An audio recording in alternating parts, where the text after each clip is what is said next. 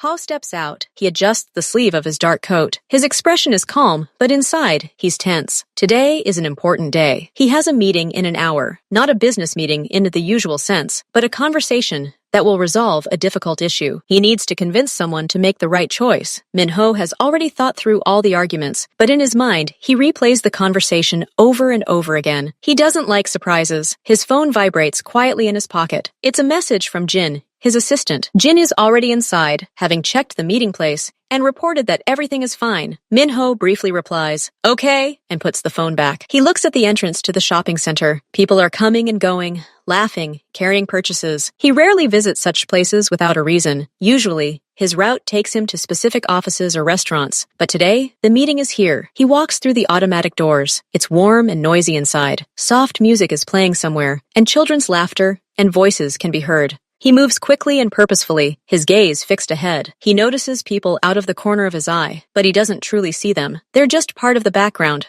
obstacles in the way. His thoughts drift back to the upcoming conversation. He needs to be firm, but not rude. Show strength, but also make it clear there's a way out. He passes a cafe, a flower kiosk, and turns toward the escalators. The meeting is scheduled for a small conference room on the 3rd floor. In the office section, having reached the 2nd floor, Min-ho walks along a wide gallery. He's almost to the stairs leading up when his path is suddenly blocked. Directly in front of a small cosmetics store, in the narrow space between the display case and the railing, stands a young woman. And not just standing. In front of her are 2 modest used strollers, parked side by side. The door to the store is narrow, and one of the strollers is slightly wider. The woman tries to carefully push one in first, but the other one is outside, and she can't leave it unattended. She rolls the stroller back and looks back and forth between the door and the children, sighing. Min-ho freezes for a moment. He should just go around, but the space is tight. To get past, he must either ask her to move or carefully squeeze between the stroller and the railing. He chooses the latter. He takes a step, turns sideways, and begins to move forward. At that moment, the woman, Shanice, tries to roll the stroller into the store again, and her movement coincides with Min-ho's. They almost collide. He instinctively steps back, stepping on someone's shadow. "Oh, I'm so sorry," Shanice says, pushing the stroller back. She looks confused and very tired. There are light shadows under her eyes, and her hair is pulled back into a loose ponytail. She looks at Min-ho,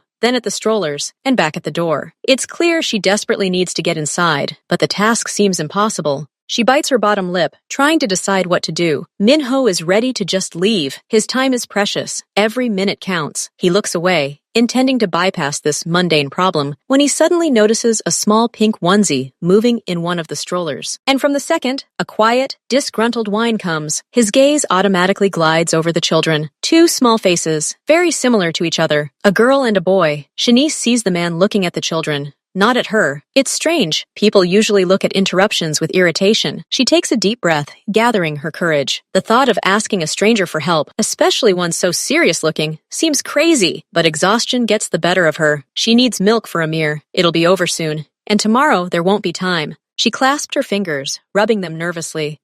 Sir?" Her voice is quiet and hesitant. Min-ho turns his head toward her. His expression is blank. He's simply waiting to see what comes next. "Sorry to bother you," she begins, hesitating. I just need to run inside for 2 minutes to get one thing, but I can't bring both." She pauses, hesitates, and then the words come out. "Could you just stand here with them? Just for a little while. I'll be right back." She says this and immediately looks at him warily, expecting a sharp refusal or even ridicule. She's ready for him to simply snort and leave. She's already mentally scolding herself for this stupid idea, but she's very tired. Min-ho looks at the woman. He sees weariness in her every movement, in her tense shoulders, in her timid gaze. Inside, he resists. He has a schedule, a meeting, an important conversation. Jin is already waiting upstairs. Every second matters. His mind is already formulating a cool, polite refusal. "Sorry, I'm in a hurry," but his gaze involuntarily drifts to the strollers again. The girl in pink is babbling something, waving her fist. The boy, Amir, has already stopped whining and is simply staring off into space with his huge dark eyes. There is no anxiety, no irritation, no haste in them. There is simply a calm existence. And this thought,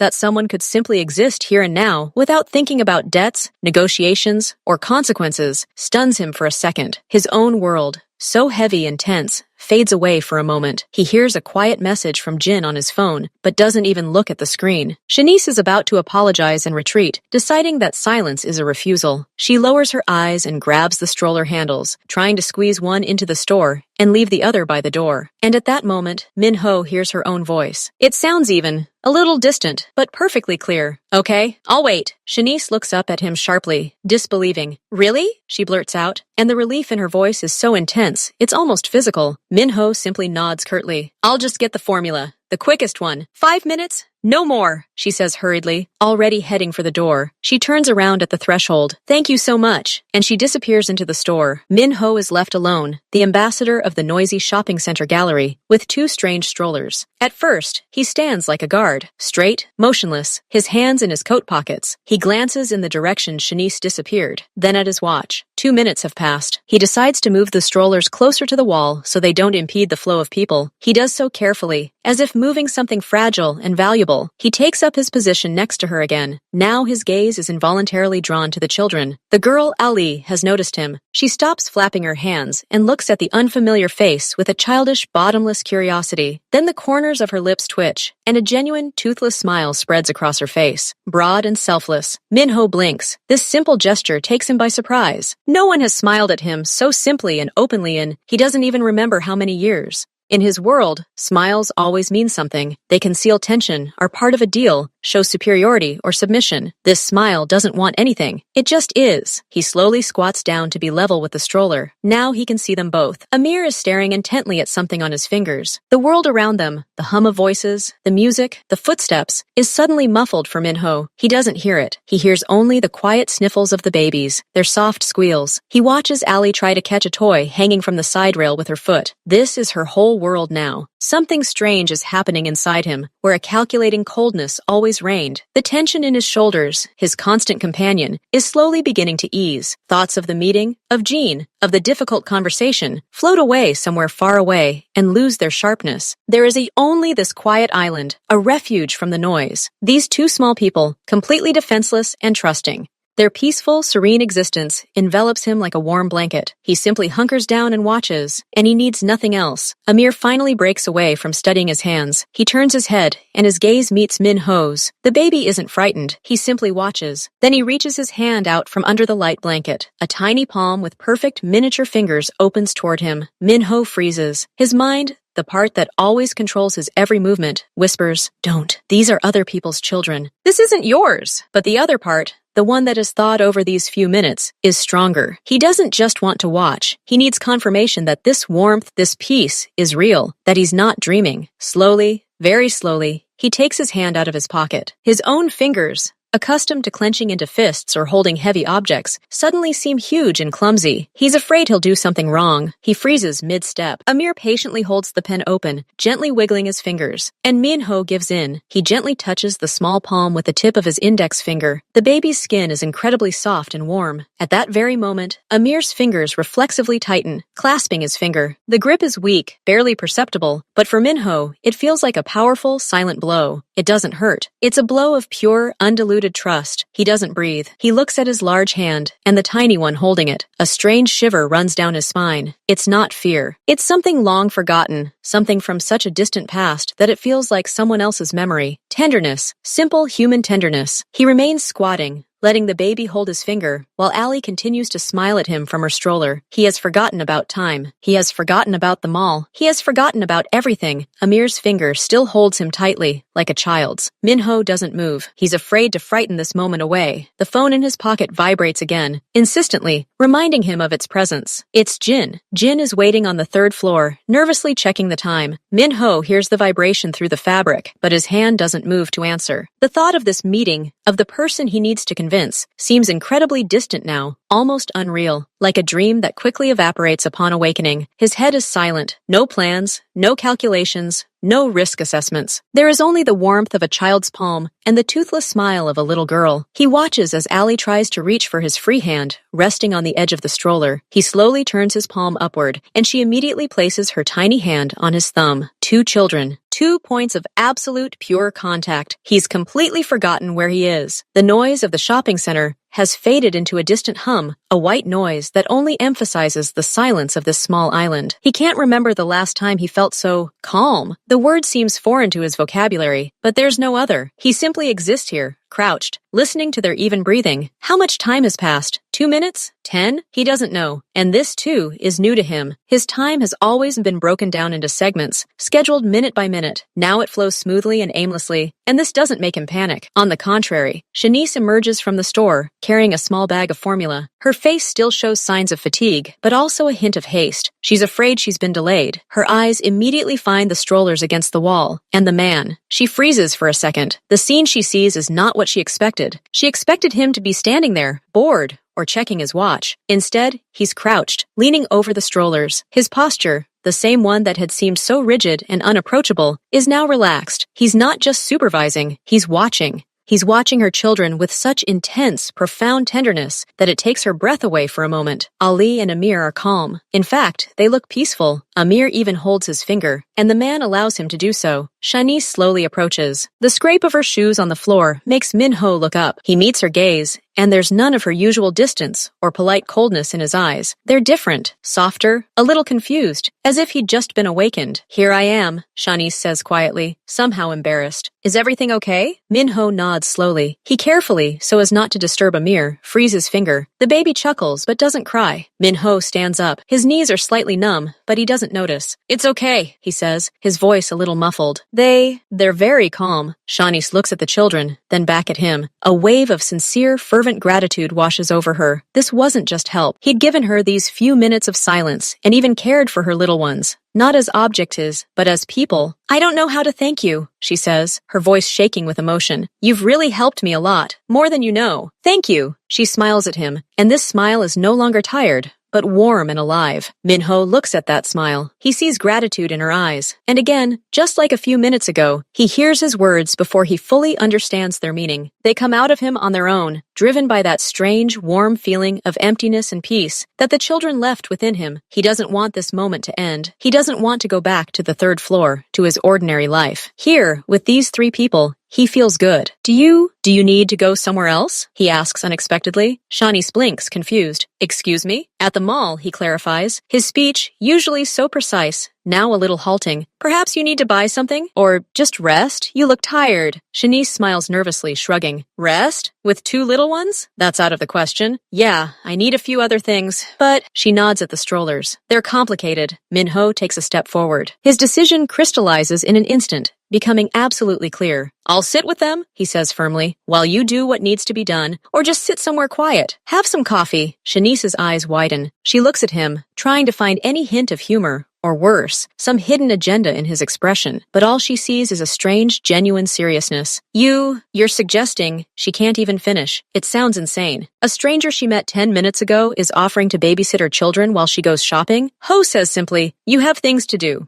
I just now have some time." He almost said freed up, but stopped himself in time. The meeting hadn't gone anywhere. It just hadn't mattered anymore. Shanice looks at Min-ho, and a storm of emotions flashes in her eyes. First, pure incomprehension, then a piercing, almost painful hope. Imagine, a whole hour without having to push 2 strollers, without the constant, "Mom, Mom," without having to count every penny in the store, just being alone, drinking hot coffee that won't have time to cool, walking into the fitting room without rushing. It sounded like a fairy tale, but then, like a cold wave, fear washes over her. A rational, maternal, instinctive fear. She's seen him for 5 minutes. He's polite. He looks wealthy. But who is he really? What if he's crazy? What if he kidnaps the children? What if he just takes them away while she's choosing coffee? And she never sees them again? All the scary news headlines she tries not to think about flash through her mind. Her face betrays this internal struggle. She clutches the bag of formula so tightly that her fingers turn white.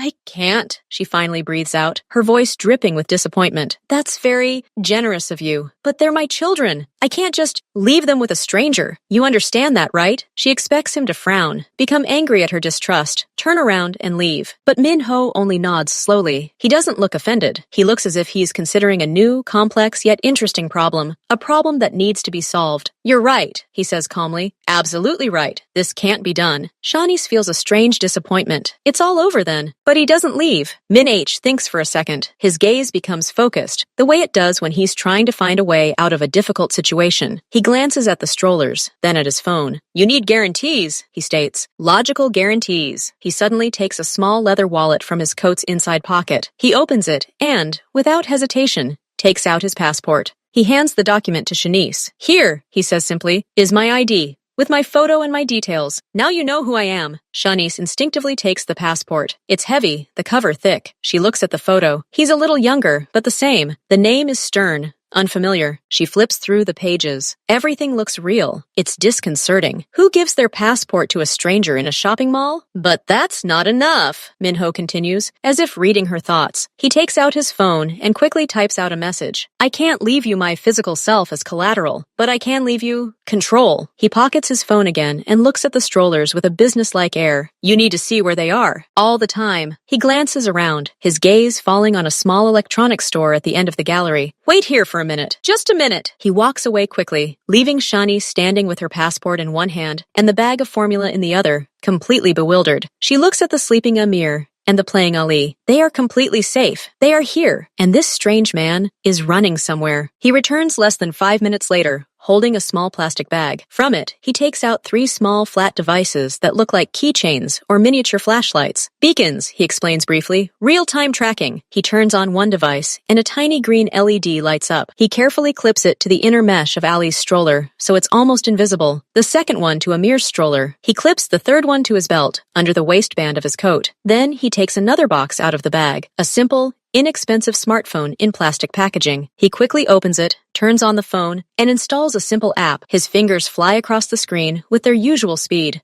Here, he hands her the phone. The app screen displays a schematic map of the mall floor. 3 bright dots are blinking on it. Blue, green, and red. Blue is me. Green is this stroller. He nods at Ali. Red is this one. You'll see where we are. Every second. If any dot moves outside this building or moves away from the others, you'll know instantly. Shanice looks at the screen, then at him. Her defenses are cracking. This isn't just some strange act of goodwill anymore. It's a well-thought-out system. He doesn't just ask for trust. He provides it. Technically and documentarily. You have my passport. You have real-time surveillance, Minho says, his voice thick with the final decisive argument. I'll stay here on this bench with them. I'm not going anywhere. Only if I go to that store. He points to the children's department across the aisle to buy them a few things they need. You'll see. Your hour or 2. Go. Shanice takes a last deep breath. She looks at his face, at the calm children, at the blinking dots on the screen of the phone in her hand, at the passport in her other hand. The fear recedes. Not completely, no. It's faded somewhere in the background, turning into a soft background ringing, but it's drowned out by the overwhelming, almost dizzying possibility, the possibility of simply being Shanice and not the mother of twins. She nods slowly. Okay, she whispers, then louder. Okay, for an hour. I'll probably go to the salon.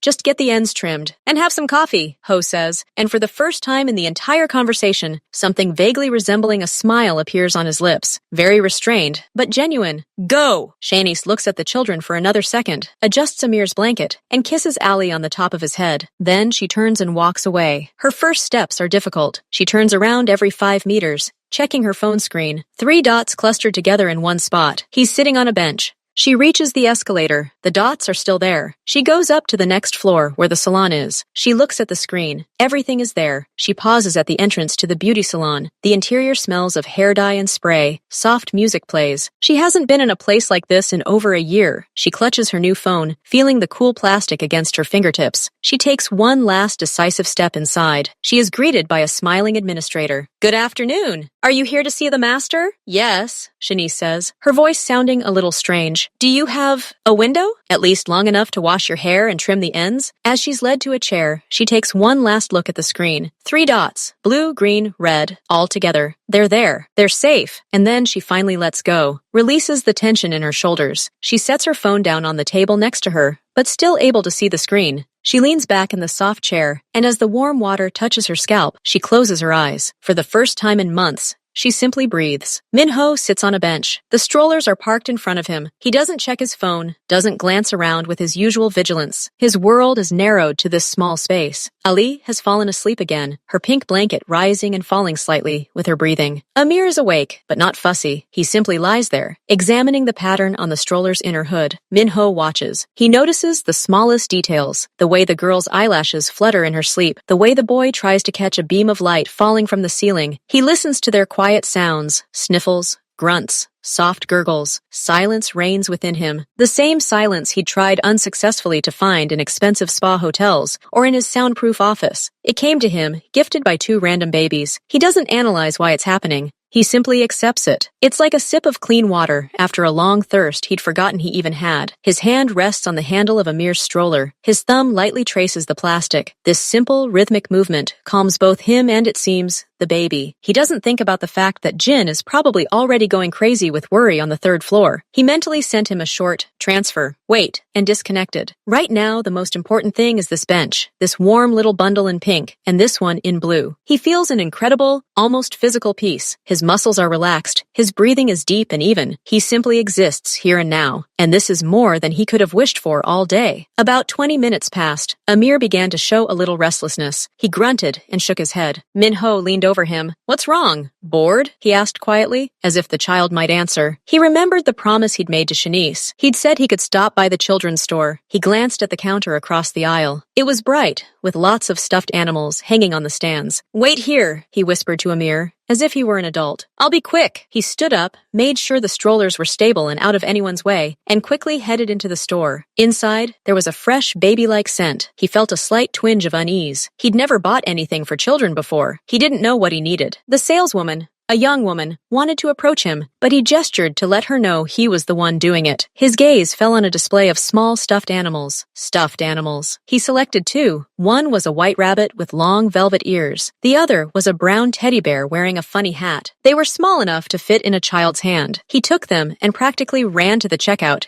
impatient as a boy. Having paid, he returned to the bench. Amir was already beginning to frown, ready to cry. Minho sat down, unwrapped the toys, and carefully placed the rabbit next to Ali and the teddy bear in Amir's stroller. The baby stopped whining. His eyes, brimming with tears, widened at the sight of the new object. He stared at the teddy bear. Minho took the toy and lightly touched the baby's cheek with it. Amir wrinkled his nose, then reached out to the bear. His fingers grasped the soft paw. At that moment, Ali woke up. She stretched, yawned, and her gaze fell on the white rabbit. She didn't smile right away, but began studying it carefully, with a serious expression. Then she reached out to it too. Minho watched as each child cuddled their little gift. A strange, unfamiliar expression appeared on his face, something like quiet pride. He'd bought them something, and they liked it. It was incredibly simple and incredibly important. At that moment, the new phone he'd bought for Shanice rang. It was lying on the bench next to him. An unfamiliar number lit up the screen. It was the number for a salon. Minho picked it up. Hello? He said quietly so as not to scare the children.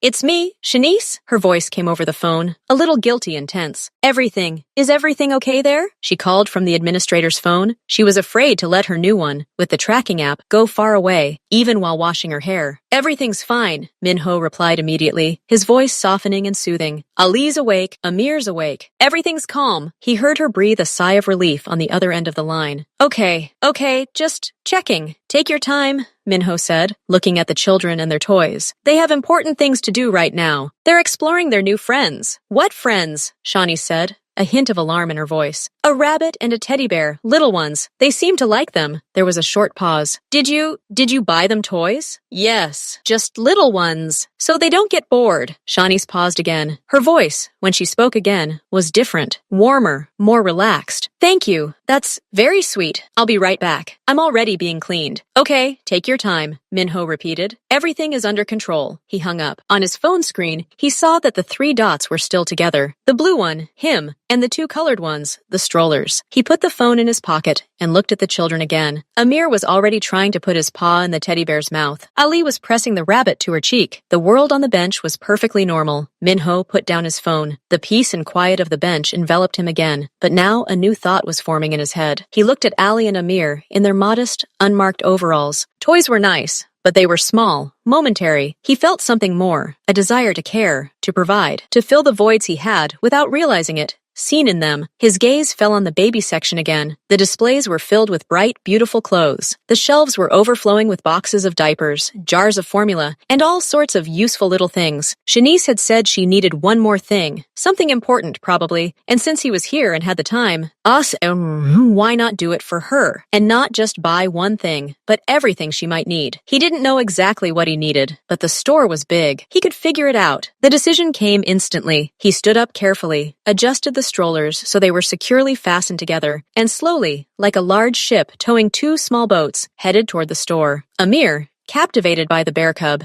didn't even notice they were moving. Ali, however, looked around with interest, clutching the rabbit's ear in her hand. The door to the children's world opened with a soft ring. Inside, it was even brighter and more spacious. A quiet, cheerful melody played. Two young saleswomen sat behind the counter near the entrance. They were chatting, but fell silent when they saw the man entering. Their gaze slid over Minho, his expensive yet formal coat, his focused, mature expression. Then they dropped to the two modest strollers he was pushing in front of him. The combination was so unexpected that the girls froze for a second. This wasn't a young dad in a sweatshirt and sneakers, nor a grandmother. This was a man who looked like he'd stepped out of a limousine at the entrance to a business center, not pushing a double stroller through a baby shirt store. Minho ignored their glances. He stopped in the middle of the room, looking around. His usual confidence in negotiating wasn't helping him here. He felt a little lost. Where to start? He approached the first rack. It was filled with tiny onesies and rompers. He picked up one. It was soft, with a duck print. The tag said size 68. What size did they carry? He didn't know. He turned and rolled the strollers closer. Carefully, almost with scientific interest, he placed the bodysuit against the sleeping Ali, trying to visually determine if it would fit. It looked tiny. He picked up another one, a size 74. It seemed larger. He placed both bodysuits in the basket he'd picked up at the entrance. The saleswomen whispered among themselves, watching him. They saw this serious man studying the tags on clothes with incredible concentration, eyeing the children, carefully touching the fabric, testing its softness. He didn't look flustered. He looked like a man on a mission of great responsibility. Only this mission was about choosing socks with elastic that wouldn't pinch. One of the saleswomen, a more daring one, finally approached. Can I help you, sir? Perhaps I can tell you the size? Minho looked at her. They're about 6 months old, he said, nodding toward the children. What size? The girl smiled. About 74. What's your height and weight? Minho thought for a moment. Height and weight? He didn't know. He just knew they were Ali and Amir. I don't know, he admitted honestly. Let's say 74 and 80, to give him room to grow. And he continued his walk through the store. Now the saleswoman was with him,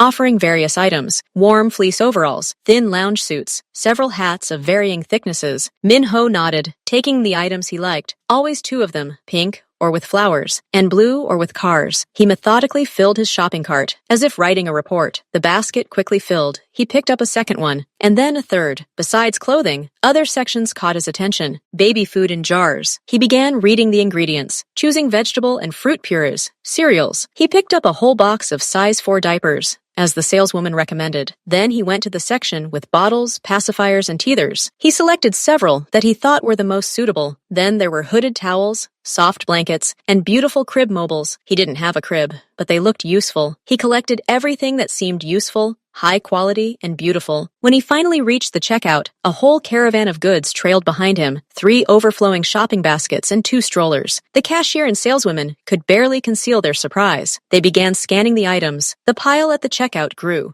Onesies, rompers, onesies, suits, socks, hats, blankets, diapers, food, accessories, and a few larger stuffed animals. Minho watched this calmly, glancing at the children from time to time. He paid with his card, not looking at the final amount. It didn't matter. There were a lot of bags. Huge, dense. Minho weighed them in his hands. He couldn't carry them all and push the strollers. He looked around and saw a shopping cart at the entrance to the store. He loaded all the bags into the cart, creating an impressive mountain. He hooked the cart to his stroller with one hand and continued to push the other one with the other. Now his little caravan looked even more impressive. 2 strollers with children in front and a cart groaning with bags of baby things behind. He slowly rolled the procession back into the mall's gallery and headed toward his bench. The strollers in his arms, he still carried a couple of the smallest bags of toys, were literally piled high with purchases. He felt not fatigue, but a strange, deep satisfaction. He had done something concrete, something good. He had provided for them, even if only temporarily. This feeling was new and very pleasant. He settled down on the bench, placing the cart with his treasures nearby, and again immersed himself in watching Ali and Amir, who had no idea what wealth now surrounded them. The bag containing the new phone vibrated softly. Minho pulled it out. The beauty salon's number was back on the screen. Hello?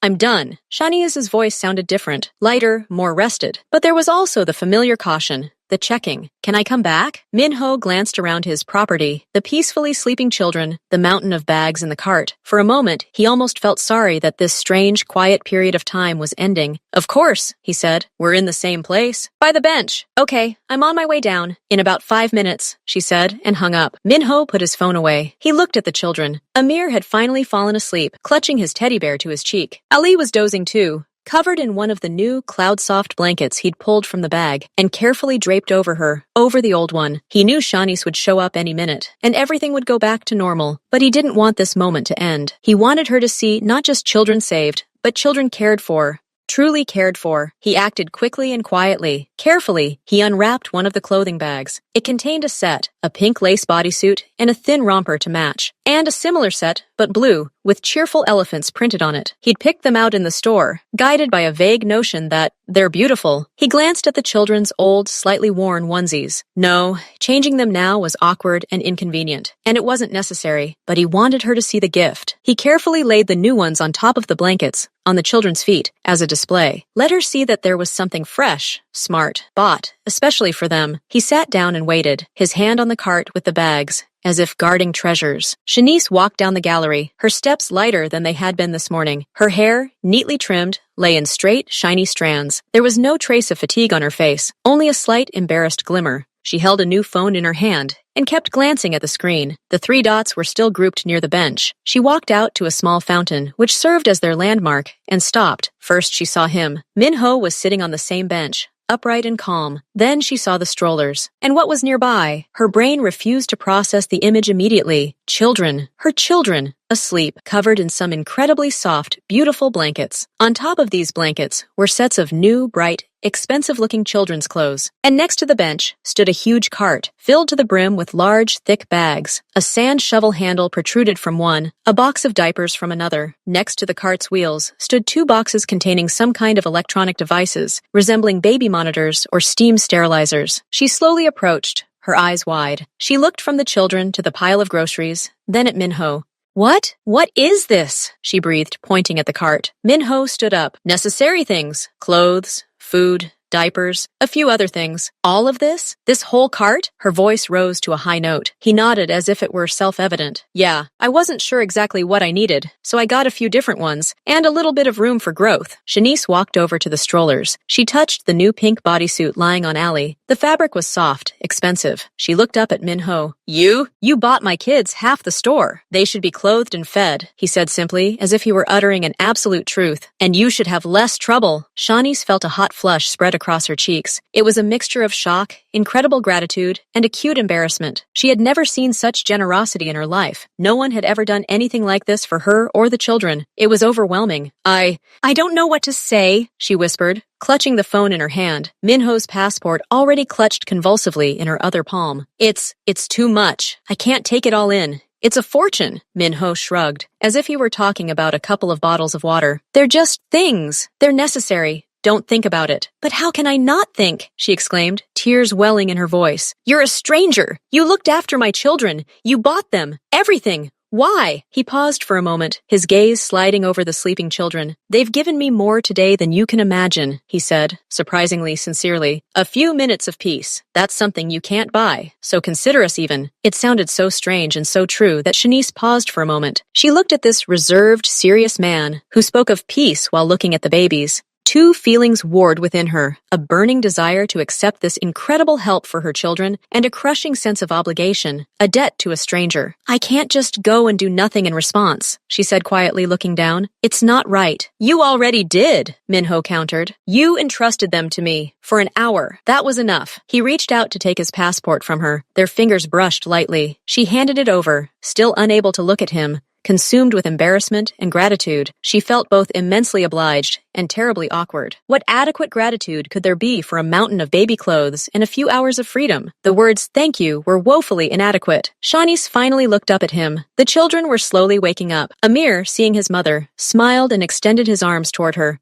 Shanice said, picking up her son. And sleep, and all this. She looked again, confused, at the cart with the bags. How was she going to get all this stuff on the bus? Minho also stood up. The idea of simply saying goodbye here, by the fountain, and leaving suddenly seemed incredibly wrong, abrupt, as if he would cut short something important that had just begun. He didn't want that. Let me drive you, he said firmly, but without pressure. By car. It will be easier with all your things. Shanice, cradling Amir in her arms, hesitated. This was another step into the unknown. Getting into a car with a stranger. And have dinner on the way, he added, as if it were a self-evident continuation. You must be hungry, and it's probably time for the children to eat too. He spoke so simply, as if solving a logistical problem, and there was nothing frightening about it. There was only practicality. Shanice looked at the sleeping Ali, at the pile of bags, at her reflection in the glass of the storefront, at the well-groomed woman she had been an hour ago. She was tired, but not so exhausted. And she really did need to feed the children. I don't want to burden you, she weakly tried to object. It's not a burden, Minho snapped. He was already pulling out his phone. I'll call a car. It'll be at the main exit in 5 minutes. Do you need anything else before you leave? She shook her head. Knowing resistance was futile and, frankly, undesirable. The thought of not having to push 2 strollers and lug bags onto a crowded bus was too tempting. Then let's get ready, he said, and began carefully transferring the bags from the cart back into the large bags he was carrying. The car, dark and quiet, pulled smoothly to a stop outside a low-rise apartment building on the outskirts of town. Gene, the driver, silently got out to help unload the luggage. His face was completely impassive when he saw his boss carrying strollers and weighed down with shopping bags. Minho helped Shanice carry everything to her door on the 4th floor. The building's elevator was out of order. He wordlessly carried both strollers up the stairs while she carried Amir and the lightest bags. The apartment was small. Very small. The hallway led directly to the door of the only room. The tiny kitchen barely accommodated 2 people, but everything was clean, modest, sparse, but clean. Toys were neatly stacked in a basket next to the sofa, which apparently served as Shanice's bed. A crib stood in the corner of the room. A second folding one was apparently put away for the day. The air smelled of baby cream, formula, and clean linens. Nothing extra, just the essentials. Minho silently placed the strollers and bags in the corner of the hallway, not commenting on the cramped space. His gaze slid over the cracked wallpaper, over the old but shiny linoleum. He didn't see poverty. He saw the hard daily work of one woman. The same struggle he'd seen on her face at the mall. Shanice fidgeted, embarrassed. Sorry for the mess. Well, the cramped space. Please sit. She gestured to the sofa, which was neatly covered with a throw. Thank you, Minho said, remaining standing, not wanting to inconvenience her further. You need to make dinner for the children. I'll wait. Shanice nodded, and leaving him in the room, hurried to the kitchen. Through the open door, he could hear her heating water and preparing the mixture. The sounds were familiar, homey. He walked over to the crib. He stroked the wooden edge with his palm. Then his gaze fell on Amir, whom Shanice had placed on a blanket on the floor while she was busy in the kitchen. The little boy watched him with interest. Minho squatted down next to him. So, how do you like the new apartment? He asked quietly. Amir rubbed his eye with his fist in response. Shanice returned with 2 bottles. Here, I'll feed them now, and then go straight to bed. She sat on the floor, leaning against the sofa, and picked up Amir. She handed the second bottle to Minho, looking at him with a silent question. He understood. Slowly, carefully, he took the bottle. Shanice nodded toward Ali, who was awake in the stroller. Can you feed her? It'll be faster. Minho wordlessly picked up the girl. He felt his large palms envelop her small body. He settled down next to Shanice, leaning against the sofa, and brought the pacifier to Ali's lips. She began to feed greedily, her dark eyes never leaving his. So they sat there on the floor, in the cramped room, in complete silence, except for the sounds of the children drinking formula. No one spoke. There was no need. Shanice watched furtively as this huge, serious man held her daughter with incredible care and concentration, adjusting the bottle, catching a drop of milk from her chin with his thumb. After the babies had finished eating, Shanice picked them up to burp them. Minho stood up and silently began putting the empty bottles away in the kitchen, rinsing them under the tap. When he returned, Shanice was already changing Amir into a fresh diaper. She handed him a clean diaper and some wet wipes. Please hold her, and I'll hold him. And again, without further ado, they worked together. Minho, following her quiet, monosyllabic instructions, replaced Ali with surprising precision for a novice. His thumbs seemed clumsy with the tiny Velcro straps, but he managed. Then the children, clean and well-fed, were placed in their crib. Shanice covered them with a light blanket and turned off the overhead light, leaving only the crescent-shaped nightlight on. They went into the kitchen. Shanice poured him a glass of water and one for herself. They stood in the cramped space, listening to the children's even breathing from the room. Shanice said again, in a whisper, "For everything. You've helped me so much." Minho looked at the light from the room, falling into the dark hallway. He felt a strange warmth in his chest. Unfamiliar. He was here, in a strange home, and he felt not like a guest, but part of something, part of this quiet evening ritual. This feeling was far more valuable than any business success. He simply nodded in response, afraid to frighten this feeling with words. The silence in the small kitchen became thick, almost tangible. Minho finished his water and placed the glass in the sink. He knew it was time to go. Night had fallen. The children were asleep. His mission, unintentional, accidental, was accomplished. But his feet seemed rooted to the floor, leaving this cramped, warm space, filled with the scent of baby cream and the quiet snoring from the next room, was incredibly difficult. Harder than leaving any important meeting room. He turned to Shanice. She was leaning against the doorframe, looking at him with the same mixture of gratitude and slight confusion. "I have to go," he said, and the words sounded somehow hollow, unconvincing even to himself. Shanice simply nodded. "Of course. You already did. Well, you know. Thank you." He took a step toward the hallway, where the shopping bags gleamed white in the darkness. He paused. His hand instinctively reached for his inside jacket pocket. He pulled out not a business card. He only had stern, laconic cards with a company name, but his personal second phone. Taking it, he dialed the number as he walked, and a second later, a thin ring from the kitchen rang in the quiet apartment, the same new phone he'd bought for surveillance. He placed his phone on the narrow table in the hallway. "This is my number," he said, looking directly at Shanice. "Private. If you need anything, formula, medicine, if you get sick, or if you're just having a hard time, call." Shanice's eyes widened. She looked from the phone to his face. It was more than a polite gesture. It was a bridge he was throwing from his world to her, and he seemed fragile and incredible at the same time. Okay, she breathed out. "Thank you." Again. He stood for another second, as if considering something, then nodded decisively and stepped out onto the landing. The door closed behind him with a soft click. He froze, listening. No sounds came from beyond the door, only the silence of a strange house, in which he had abandoned a part of his peace. Outside the door, Shanice leaned her forehead against the cool wood. Her heart was beating strangely and loudly. She heard his footsteps fade down the stairs, and the front door slam. Silence filled the apartment again, but this time it was different. She turned and looked at the bags piled high in the corner. At the phone on the table, she slowly walked over and picked it up, a simple, inexpensive device. It had one number stored in its memory, and the passport he had so easily handed over lay nearby. The next morning, life returned to its usual difficult routine. Amir woke up at 5 in the morning, Ali at 5:30. There were diapers to change, formula to prepare, crying to soothe, and porridge to make for the day. But today, something was different. She unwrapped one of the bags. She pulled out a new jar of fruit puree, expensive, high quality, the kind she would never have bought herself. She fed it to Ali. The girl ate it all with pleasure. Then Shanice dressed the children in new, soft onesies, pink and blue. The fabric was so soft to the touch. The children looked festive in them. All day, as she went about her routine, laundry, cleaning, a walk in the old park, she caught herself thinking about the day before, about how she sat in the chair in the salon, warm water trickling down her neck, about how he sat on the bench, serious and focused, holding Amir's finger,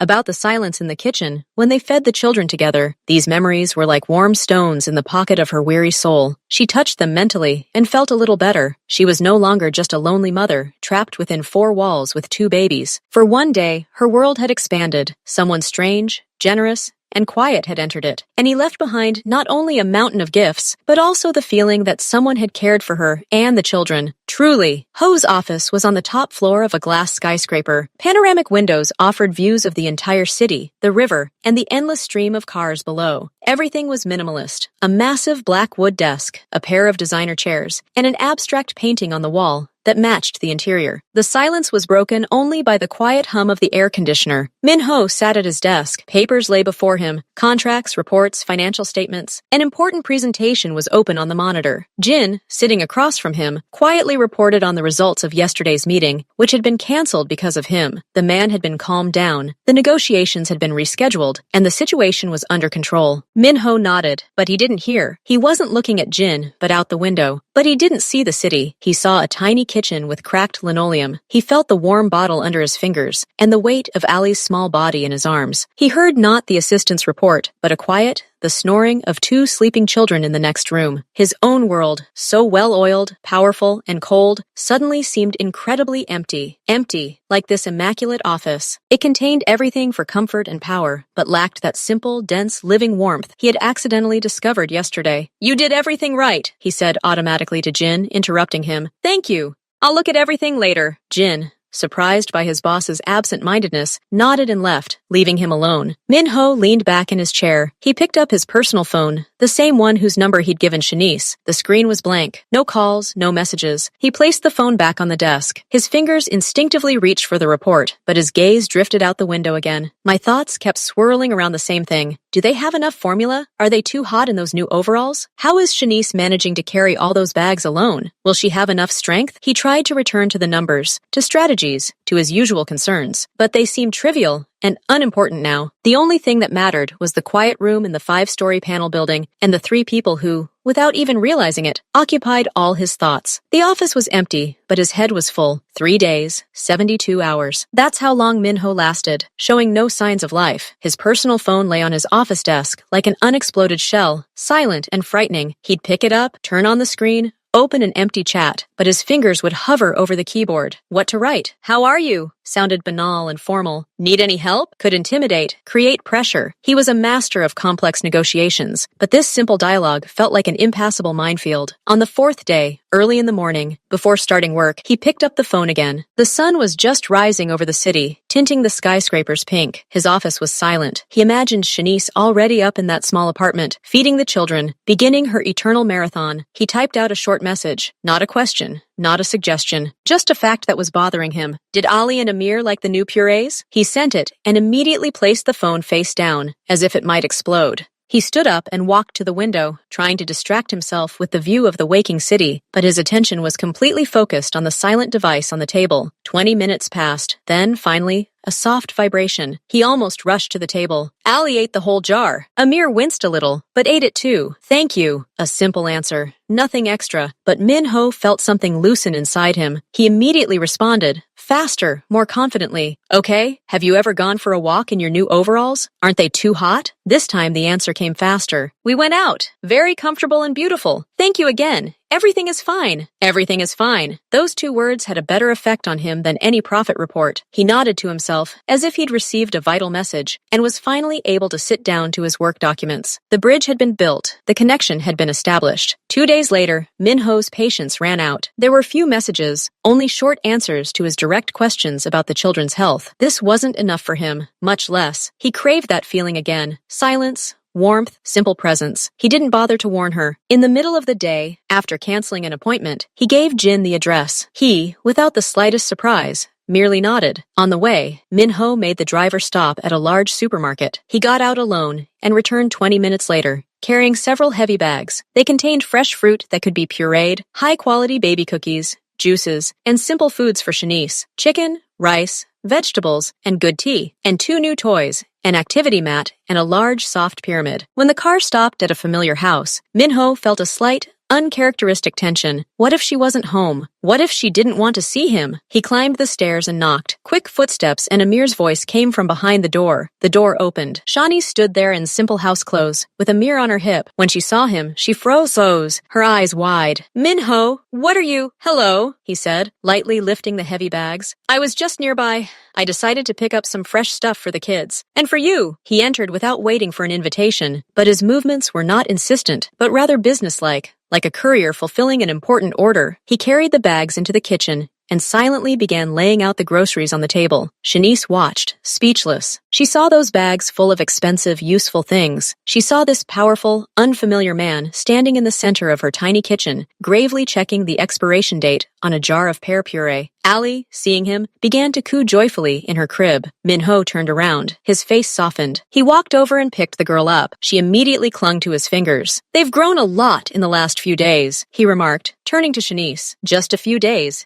And you can already see it." And so he stayed, all day. He played with the children on the floor, while Shanice prepared lunch from the groceries they'd brought. He spoon-fed Amir, marveling at the way he winced at the broccoli. He sat on the floor again in the evening, helping them put to bed. He was a quiet but constant presence, filling the entire apartment, and Shanice, to her surprise, felt no anxiety, only a strange growing calm. The children were finally asleep. The light was on in the kitchen. The curtains were drawn. They were drinking tea, the same one he had brought. The silence was warm and thick. Minho looked at his tea, then looked up at Shanice. She looked tired, but not as exhausted as when they first met. There was peace on her face, a peace he knew was worth more than anything else, and he was part of the reason for that peace today. He took a sip and set the cup down on the table. The sound was clear in the silence. Shanice, he said her name for the first time all day. It sounded a little unfamiliar on his tongue, but firm. I want to offer you something. Something important. She became wary and put down her cup. What's wrong? If this is about money or other gifts, I can't. No. He interrupted her gently but firmly. This isn't about gifts. This is about the future. Yours, and Allie's, and Amir's. He paused,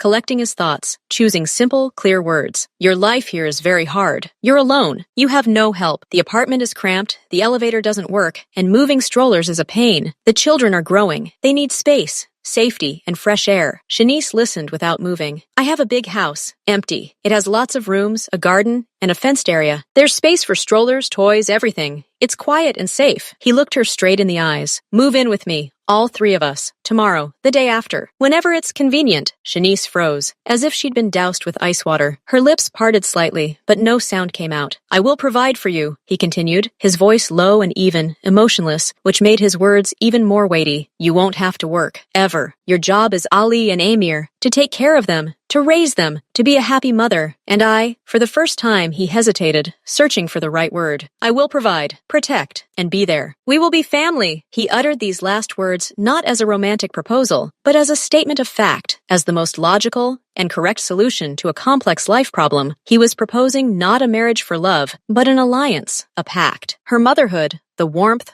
the light of her children, in exchange for his strength, resources, and devotion. He was offering to be everything to them, and for himself, to finally find what he so sorely lacked. The word family hung in the kitchen air, heavy and unbelievable. Shanice recoiled, as if he'd handed her not a cup of tea, but hot metal. Her face paled, her eyes wide, filled with pure, silent shock. She remained silent for so long that Minho began to wonder if some invisible thread had snapped between them. You're asking us to move in with you, she finally whispered, and it didn't sound like a question, but like an attempt to wrap her head around a crazy idea. To live together, as a family. Yes, he confirmed simply. It will solve all the problems. Yours and... He didn't finish, but she understood. And his, too. That void he so clearly tried to fill with their presence. Shanice stood up. Her movements were stiff, mechanical. She walked to the faucet, poured herself a glass of water, and drank it down in one gulp, as if trying to quench the fire within. This is impossible, she breathed, staring into the empty glass. This is insane. We barely know each other. You know I won't harm you or the children, he said quietly. You held my passport in your hands. You saw how I treat them. You know that. She knew. That was the horror. She knew that this man, however strange he might be, posed no threat. On the contrary, he was like a rock, and therein lay a temptation so immense it took her breath away. I need to think, she said, her voice shaking. This is too serious. I can't decide just like that right away. Minho nodded slowly. He hadn't expected immediate agreement. Of course. Think about it. As long as you need. He stood up. I'll leave. I won't rush you, but my proposal is serious. I await your answer. He left, leaving her alone in the silence of the kitchen, with two sleeping children, and thoughts rushing through her head like a hurricane. The next morning, after putting the kids to bed for nap time, Shanice dialed her only close friend, Linda. Linda listened without interrupting, as Shanice rambled, rambling and rambling, about the strange man at the mall, the mountains of gifts, the quiet evening in the kitchen, and the crazy proposal. He's Mafia, Shanice, Linda exclaimed into the phone. You know that? He's real, tough. It's dangerous, Shanice said quietly, but confidently, and it sounded like a revelation to her. I've seen him with the children, Lynn. I've never seen anything like him. He looks at them like they're a miracle.